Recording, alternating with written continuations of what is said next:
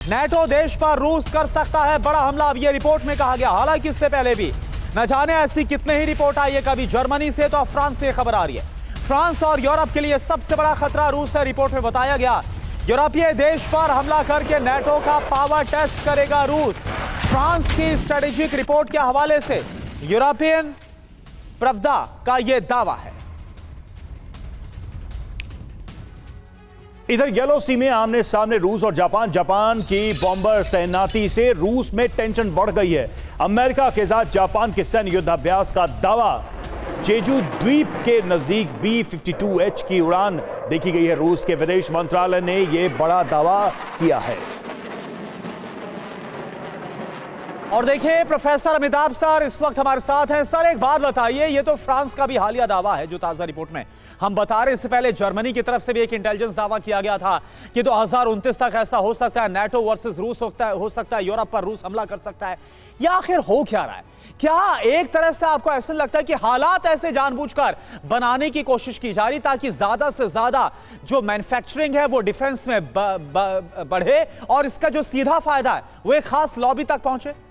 देखिए 2021 से जब से रूस यूक्रेन युद्ध शुरू हुआ है तब से अब तक आप देखेंगे कि जितने भी पीस मूवमेंट्स हुए या पीस के लिए वार्ताएं हुई वो कभी भी सफल नहीं हो पाई। और बाइडेन काल में तो ये हुई नहीं, शुरुआत में ही, उसके बाद हुई नहीं।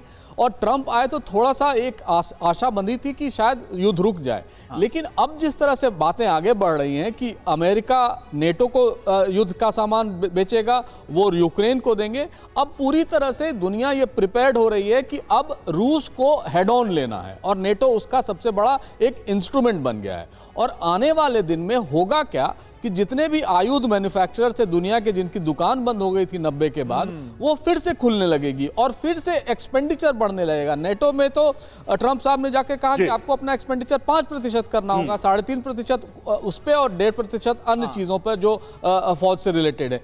कहने का मतलब है अब पूरी तरह से दुनिया ये कमर कस ली है कि जो डेवलपमेंट ऑब्जेक्टिव था पिछले 30 साल का शीत युद्ध के बाद, वो अब खत्म हो रहा है। अब आने वाले दिन काफी दुविधा भरे पूरी दुनिया के लिए। जो ग्लोबल ऑर्डर इस वक्त है और आने वाले ग्लोबल ऑर्डर की आशंका, उसको देखते हुए हर देश अपनी सुरक्षा सुनिश्चित करना चाह रहा है। हथियारों की होड़ ऐसा लगता है कि और भी बढ़ने वाली है। और देखिए यूक्रेन में सैनिकों की भारी कमी की खबर है। भाड़े के सैनिक भर्ती कर रहा है यूक्रेन। 25वीं ब्रिगेड में भर्ती के लिए निकला है विज्ञापन। ड्रोन ऑपरेटर और पैदल सैनिक की मांग की गई है इस पर।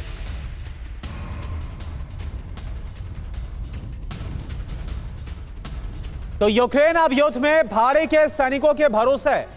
गरीब और युद्ध प्रभावित लैटिन अमेरिकी जैसे जो देश है, पेरू, इक्वाडोर और कोलंबिया के युवाओं को मोटी रकम का लालच देकर रूस के खिलाफ जंग में भर्ती किया जा रहा है। इसका कारण है कि यूक्रेन में सैनिकों की तेजी के साथ घटती संख्या और अपने युवाओं को युद्ध के खतरों से बचाने की कोशिश। इस रणनीति से यूक्रेन की सैन्य ताकत तो बढ़ सकती है जिससे युद्ध लंबा खिंच सकता है, लेकिन क्या यह प्रभावी हो सकता है? लेकिन साथ ही यूक्रेनी सैनिकों की जान बचने से देश को होने वाला नुकसान कम हो सकता है, यह भी इसमें आकलन है। यह कदम रूस को चौंका सकता है, लेकिन भाड़े के सैनिकों का इस्तेमाल युद्ध को और जटिल बना सकता है। क्या यह रणनीति नेटो और पश्चिमी देशों के लिए नया खतरा बनेगी या यूक्रेन को रूस पर बढ़त दिलाएगी? यह सवाल अब काफी ज्यादा पूरी दुनिया के सामने आ रही है। और सवाल यही है संजय कुलकर्णी सर कि क्या वाकई में अगर यूक्रेन भाड़े के सैनिकों को उतारता है वॉर जोन में, तो यह क्या कोई वॉर चेंजर के तौर पर साबित होगा? इससे कुछ बदलाव आएगा या फिर बस इतना होगा कि युद्ध कुछ दिन तक और खिंच सकता है? इससे ज्यादा क्या होगा? देखिएगा, लड़ाई में देखा गया है कि बूट्स ऑन ग्राउंड की जो परेशानी हो रही थी, रूस को उन्होंने नॉर्थ कोरिया से भाड़े में लिए, कोई नेपाल से गई, कहीं से भी गए, जैसे भी है रूस भाड़े पे चल रहा है।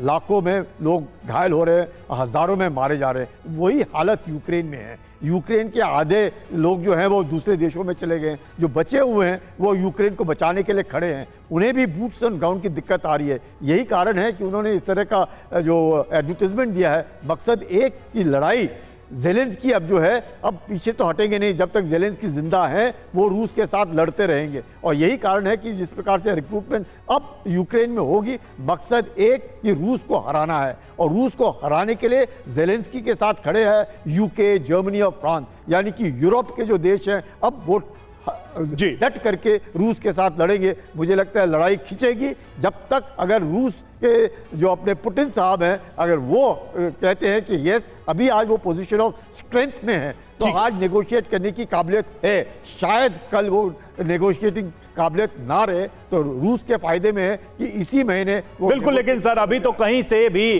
किसी तरह के नेगोशिएशन की कोई विंडो खुलती दिखाई नहीं दे रही है। थोड़ी बहुत जो खुली थी वो भी अब पूरी तरह से बंद होती दिखाई दे रही है।